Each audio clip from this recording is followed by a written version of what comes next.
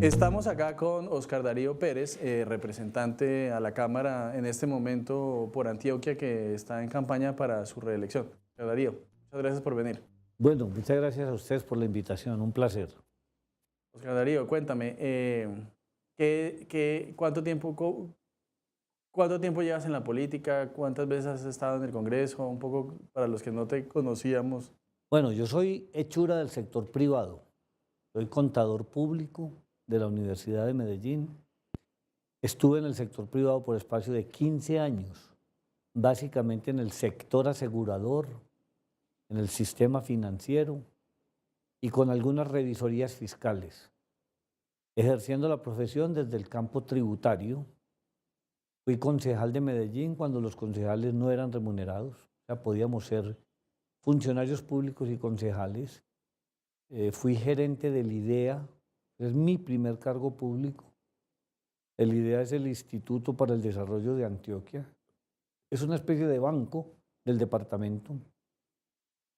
Es el Findeter de Antioquia. Luego fui secretario de Hacienda del departamento.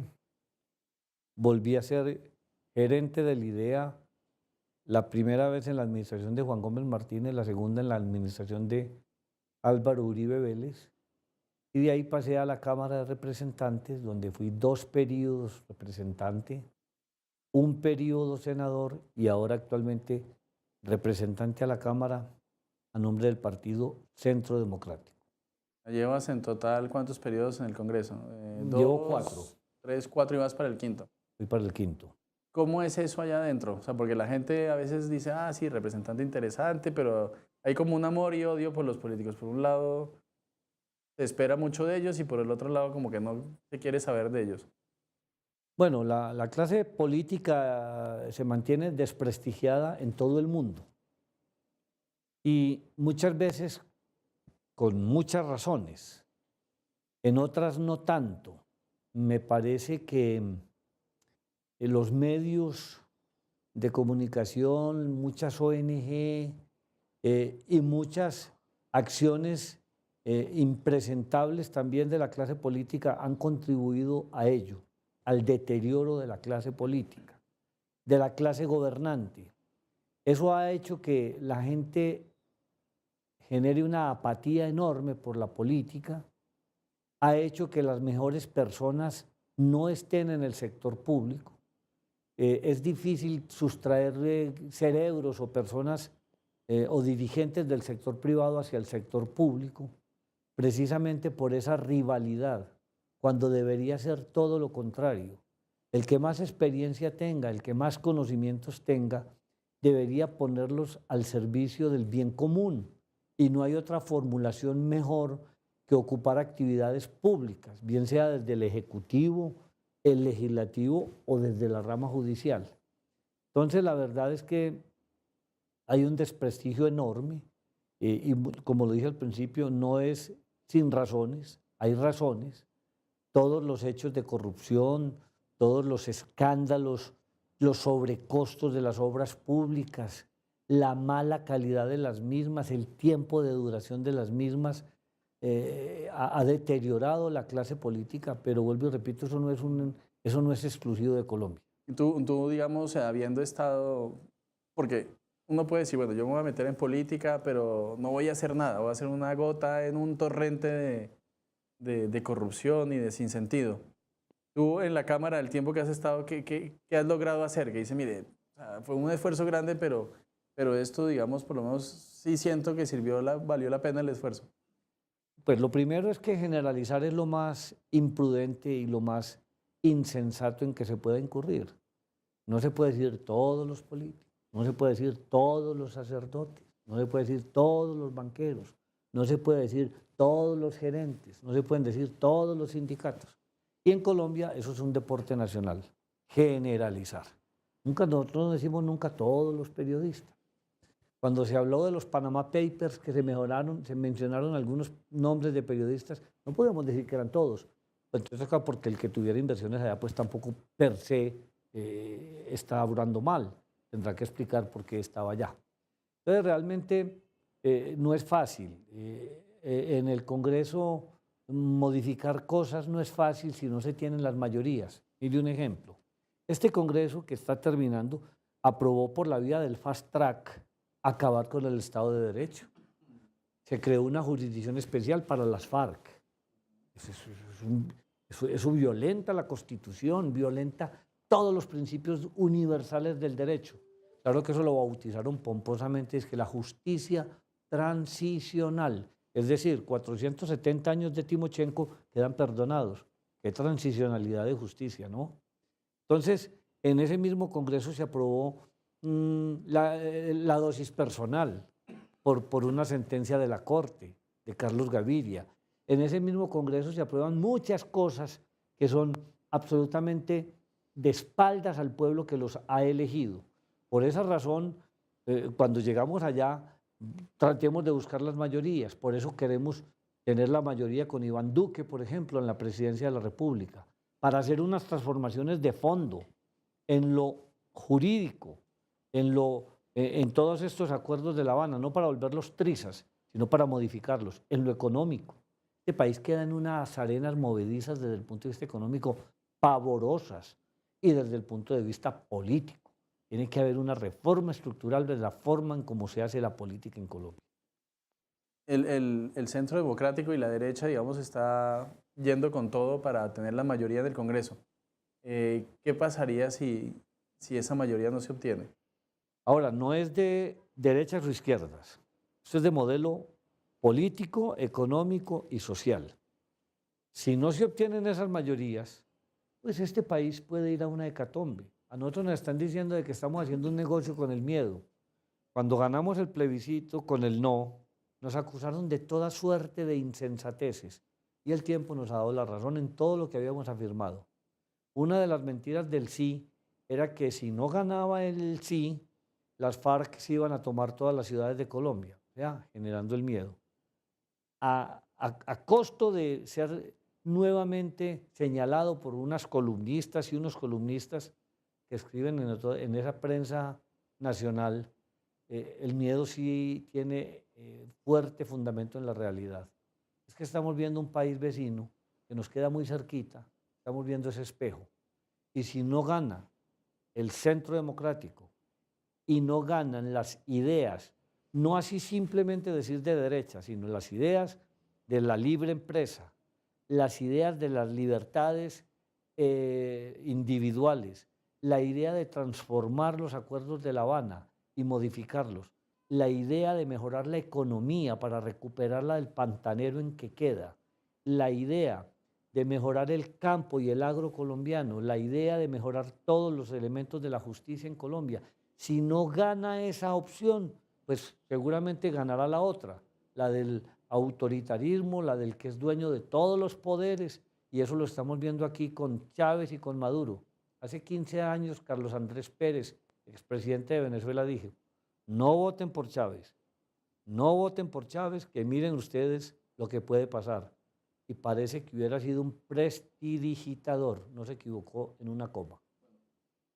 Chávez llega al poder en Venezuela un poco por el cansancio que que tenían los venezolanos de una élite tradicional donde estaba el señor Carlos Andrés Pérez, no va a generalizar corrupta, pero digamos una élite que manejó muy mal Venezuela y que digamos de alguna manera permitió que esa insatisfacción popular se convirtiera en una subida al poder de alguien que parecía que iba a hacer un cambio, un poco el discurso de varios candidatos de lo que hay que llamarlos de izquierda, pues que ¿usted cree que esa insatisfacción por la corrupción, por la cantidad de problemas que haya pueda hacer que Colombia, digamos, o que el ciudadano diga, no, sabe que estos, los mismos de siempre no han sabido manejar, más bien démosle el chance a estos que tienen ese discurso tan bonito que nos va a ayudar a todos? Sí, claro, es que ese discurso es muy bonito. Es que todo discurso populista es muy bonito. Entonces, esa belleza del discurso los llevó a esto. Yo estoy seguro de que la clase política de Venezuela, por todo lo corrupta que estuviera, que no hubiera podido gastarse 800.000 millones de dólares, porque Venezuela es el país más rico del mundo en materia petrolífera, tiene más petróleo que los Emiratos Árabes. Y Venezuela está sentado en la riqueza, perdió la oportunidad de la riqueza. Ningún país puede recibir 800.000 millones de dólares. Mire, le voy a contar, Colombia exporta 37.000 millones de dólares. Venezuela por petróleo solo recibía más de 60.000 millones de dólares al año. Era un país que tenía un sistema productivo que lo acabaron, expropiaron todos los bienes de las personas. Todo ese dinero se lo robaron entre las altas élites, ya hay de las Fuerzas Armadas y de policía. Pregúntese por qué el ejército actúa contra el pueblo y no a favor del pueblo, porque están comprando sus élites. Y con ese consejo de Castro, esto es muy fácil de preguntarlo. ¿Cuál país del mundo comunista ha progresado? Y eso no solamente es en Venezuela, Nicaragua, vaya usted a Bolivia, vaya a Argentina. ¿Cómo dejaron esos países? Ecuador. Yo sí digo sinceramente, el populismo es el peor de los consejeros. Y entonces uno, ¿para qué cae de Guatemala en Guatepeor? Entonces, a mí sí me parece que en esto sí debe primar la sensatez. Hay que depurar la clase política, hay que participar. Los jóvenes del sector privado, los profesionales, los mejores cerebros deben ir a la cosa pública. Usted decía, uno del Congreso, ¿qué puede hacer? Muchas cosas. Mire, yo, por ejemplo, en el tema de la ley de vivienda, cuando se presentó el problema del UPAC, yo fui uno de los ponentes. 1.800.000 personas en Colombia salvaron su vivienda. ¿Gracias a qué? A que transformamos la fórmula y a que hicimos reliquidar todos los créditos. El habeas data. Yo soy el autor de la ley del habeas data. Por esa ley salieron 4 millones de colombianos que estaban en las bases de datos injustamente. Yo también soy el autor de un artículo de la ley que penaliza las multas en Colombia, donde dijimos que en las fotomultas que se volvieron un negocio, el concesionario privado solamente se puede quedar con el 10% del recaudo. Y también soy el autor de una ley que le pone orden y justicia al impuesto predial, que está multiplicándose sobre todo en las grandes ciudades y los alcaldes felices cobrando impuestos. Yo no es que quiera que los municipios no tengan impuestos, pero que tengan los justos, porque los propietarios dejamos de ser propietarios y nos están poniendo de arrendatarios. Le pusimos límite al crecimiento del impuesto predial. Va con el primer debate, no es ley todavía, y esa ley permite que la factura del impuesto predial no pueda crecer más de lo que crece la inflación, así el avalúo catastral suba mucho. O sea que son muchas las cosas que se pueden hacer. Una de las propuestas que soltó Petro en estos días era justamente subir los prediales de los terrenos rurales, de manera que el impuesto fuera prohibitivo y las personas terminaran vendiendo sus territorios. ¿Qué opina de esa propuesta? No, eso es una expropiación disfrazada. Y Petro, que yo le oí la entrevista, dijo que la tarifa máxima del impuesto predial era el 12 por mil. Equivocado. Doctor Petro debe leer. La tarifa máxima no es el 12, es el 16. Arranca del 1 y va hasta el 16. Y si él le impone la tarifa máxima a un predio improductivo, so pena de que el Estado se lo compra con papeles a 15 y a 20 años, que el que tenga esos papeles va y los vende en el mercado secundario y le dan el 50%. Ahí le expropió la mitad de la finca. Ahí. Y enseguida le entrega esa otra mitad, esa finca se la entrega, se la parcela y se la entrega a 10 o a 20. Mire lo que ha pasado aquí con las parcelaciones. Se vuelven selva, porque nadie las vuelve a trabajar, porque no hay tecnología, porque no hay sistemas que permitan una producción eficiente a esos niveles o a esas escalas, porque no hay crédito, porque producen y tienen que dejar perder la producción, porque no hay vías para sacar el producto. Por 1000 razones. Así empiezan. Así empezaron en Venezuela. Venezuela producía la mitad de la comida que consumía. Hoy no produce 1 kilo de la comida que produce. ¿Por qué? Porque acabaron con el campo. Con ese cuentecito de Petro. Es que no se olvide que Petro y Chávez eran bastante amigos. Chávez vino a Bogotá después de que lo liberó esa clase corrupta de Venezuela. Rafael Caldera lo liberó porque estaba detenido por un golpe de Estado. Fallido. Se vino a Bogotá y estuvo en la casa de Petro.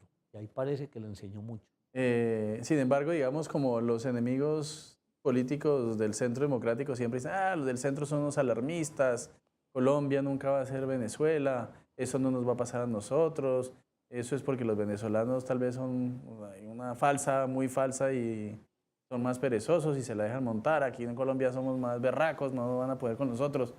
Y el castrochavismo nunca va a subir, ese castrochavismo ni existe. Lo que existe es el marxismo-leninismo aplicado por Chávez y por eso. ¿Usted qué le dice a esa gente que cree que eso, que Venezuela está muy lejos y que eso no puede pasar acá? Yo le digo a esa gente que son unos ilusos y les digo que Venezuela ni el castrochavismo existe. No, es que no existe el castrochavismo, lo que existe es el socialismo del siglo XXI. Un club de mamertos y de comunistas que se hacen en Sao Paulo, de los cuales son miembros las FARC y el ELN, para que no sigamos, entonces imagínense cómo era el resto de miembros. Y allá, ese socialismo del siglo XXI es el que ha venido poniendo las teorías de que todo hay que estatizarlo, que el sector privado hay que cercenarlo. Mire, de cada 100 empleos que se generan en Colombia, 85 los genera el sector privado y 15 el sector público. Y la peor de las decisiones es acabar con el sector privado. Y esa es una propuesta del socialismo del siglo XXI. Entonces permítame le digo, entonces Venezuela no puedes decir lo mismo. Allá decían, no, es que eso pasa es en Cuba, nosotros nunca vamos a ser como los cubanos, nosotros somos más guapos, nosotros somos venezolanos, tenemos petróleo. Eso decía la gente. ¿Y ahora qué están diciendo? ¿Para dónde nos vamos? ¿Cree usted que Colombia debería tomar o sea, el Estado colombiano debería participar más activamente en la liberación del pueblo venezolano del yugo de la dictadura de Maduro? ¿O tenemos que seguir observando y esperar a que los Estados Unidos hagan algo? ¿O cuál debería ser como la posición del Estado frente a eso? Hombre, si Santos era aliado de Maduro. Santos Mejor amigo. es un arrepentido de última hora, porque la ola del mundo lo llevó a eso. ¿No se acuerda que Santos le deportó dos humildes estudiantes venezolanos que estaban en Colombia y los deportó para que los encerraran ahí en unas mazmorras bajo tierra? Allá están. Yo creo que Santos no puede dormir, no debe tener criterio ni conciencia para dormir. Si yo fuera un presidente que hubiera hecho eso, yo no dormiría. Bueno, de pronto con pastillas sí. Es una vergüenza. Este es un gobierno entreguista que contemporizó con lo que pasaba en Venezuela y ahora parece que de gato bravo. Hombre, un gatico. Realmente no ha ayudado nada a la crisis de Venezuela. Fue la comunidad internacional la que lo obligó a que entrara en las hordas de las críticas contra Venezuela, que es que proceso electoral en el mes de abril. Vea, yo le quiero decir a todos los colombianos que estén viendo este video o esta película, no ha habido unas solas elecciones limpias en Venezuela desde que se montó el castrochavismo. Ningunas. Todas se las han robado. Porque es que el voto electrónico, ¿cuál voto electrónico? El voto electrónico es una fachada. Eso tiene un software que llega a un nivel de que si la oposición llega a cierto nivel de votos, ya se los rechaza. No, eso se lo robaron allá todas las elecciones y las de abril también se las van a robar. ¿Cómo harán para multiplicar en Venezuela los panes, que son los que les faltan para que la gente coma? Que votaron 2 millones de personas por la tal constituyente ese, aparecieron como 6 o 7 millones de personas. Falso. Eso es robo electoral monumental. Los últimos 2 minutos, quizás una pregunta que le he hecho a todos los candidatos antioqueños al Congreso. ¿Usted cree que del Congreso se puede, o qué va a hacer la bancada paisa para que Antioquia, y no solo Antioquia, sino las demás regiones tengan un poco más de autonomía y dependan menos del centro? Porque el sistema, digamos, centralista colombiano, pues tiene sus falencias y hay que fomentar un poco más no solo la descentralización, sino ir un poco más lejos y acercarse a un modelo donde haya más autonomía e incluso federalismo. Bueno, el federalismo son palabras mayores, es prácticamente independencia. Eso es actuar pues de que cada estado, cada departamento, y eso no está en nuestra organización política, eso habría que hacer una modificación a la Constitución, pero más descentralización sí, más provincias como la de Cartama y más autonomía. Y por el contrario, el gobierno central lo único que ha hecho es ver cómo le coge los recursos a las regiones y se los lleva para Bogotá, y es que porque en Bogotá hay mejor manejo de los mismos. ¿Qué dudas?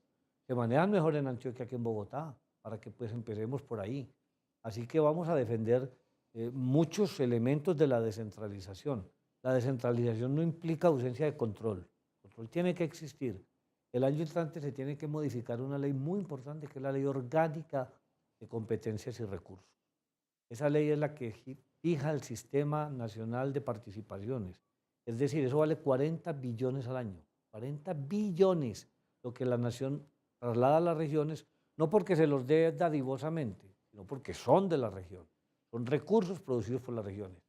Y ahí hay unos criterios que premian por lo general a la pobreza. O sea, ser pobre es un negocio. El que es eficiente, el que invierte en salud, en educación, en alimentación escolar, con recursos propios, ese es visto como un rico. A ese no le demos, démosle a los más pobrecitos.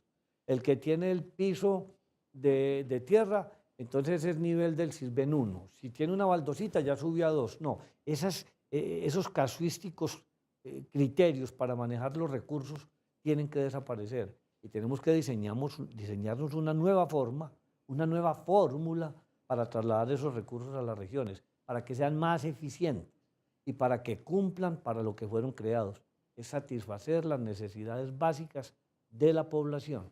Entonces, en ese tema de la descentralización, ahí tenemos una primera prueba, Sistema General de Participación. Muy bien, perfecto. Representante, le doy 15 segundos para que invite a que voten por usted y con eso ya terminamos. Yo creo que ya todo lo que he dicho es para que voten por mí. Soy el número 101 del Centro Democrático en Antioquia. Buscan Centro Democrático, tachan el logo y el 101, la cabeza de lista para la Cámara.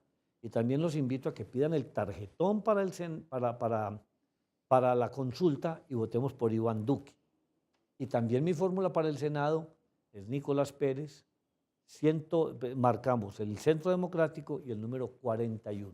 Senado, Centro Democrático 41, Cámara, Centro Democrático 101. Bueno, muchas gracias por venir. Bueno, muchas gracias a ustedes.